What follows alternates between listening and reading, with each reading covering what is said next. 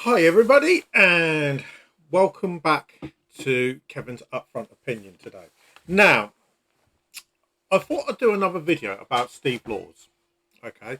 Now, for those who don't know who Steve Laws is, he was recently on Andrew Gold's podcast, Heretics, and after watching it, and I watched it live.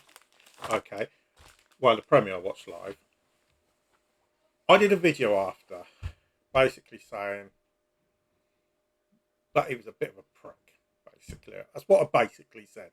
He was made to look like a prat because he was made, and the problem with it was Andrew Gold did a fantastic job of making him look racist, making him look like an idiot and an absolute fool. Okay, and in my opinion, and I've got nothing against Steve Laws, absolutely nothing against him. But in my opinion, Steve Laws went on there and he never prepped himself properly. That's how I looked at it. And so I thought, what I'll do is I'll go and have a look at some more interviews Steve Law's done. Because there are going to be people out there that are going to agree with what he wants. Okay. So the fundamental thing is, what does he want at the end of the day? Okay. And what he basically wants is the UK basically for the UK to go back to the English. So England belonged to the English at the end of the day. Now the reality is, because of the way that migration's gone over hundreds of years, you are never going to be able to go to a stage of basically where people are going to be 100% English, because you'd end up probably getting rid of over half the population of the UK. Now I've had my ancestry DNA done, okay, on Ancestry as it happens, and I'm 95% English, and that other 5% goes to Republic of Ireland, Scandinavia, and Germany. Okay, so that's where my other 5%. Got no idea how far back. Well, I do. I know for the Republic of Ireland, it goes back to my great grandfather, who emigrated here from somewhere in the Republic of Ireland. I can't personally remember without looking on my ancestry and looking on my family tree. But that's where that 1% comes from. So I thought, right, let's go and have a look. What does he really want? Because when Andrew Gold was interviewing him, he was making it look like it's going all the way back to before the Norman conquests of the UK. Okay, and that's not actually what he wants. So earlier, I was watching the State of Politics podcast, and Steve. Now, this particular podcast was done a couple of weeks ago, and in the podcast, he basically says, "I'm not looking for a percentage."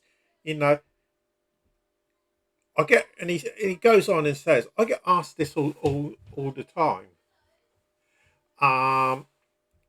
Especially as he says by lefties, and it's an impossible question to answer. Okay, so what he actually says is, if he was to do it and he was in charge and he became prime minister and he got voted in, he would go back to people's great grandparents. So if you was looking at myself, my great grandparents would have been born in the late 1800s. Okay, my grandfather was born in 1920. My grandmother was born in 1930. So realistically, my great grandparents are going to be in the late 1800s. Now, if you're going down that route, and you are going to go down the route of anybody that's not British, and you look at all the grandparents, or should I say the great grandparents,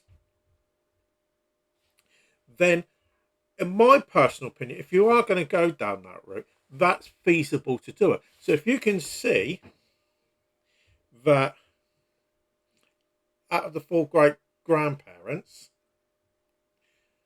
sorry, my nan's side, my grandpa. Okay, out of all the great grandparents, that some of them aren't going to have British heritage, then that's quite simple to do.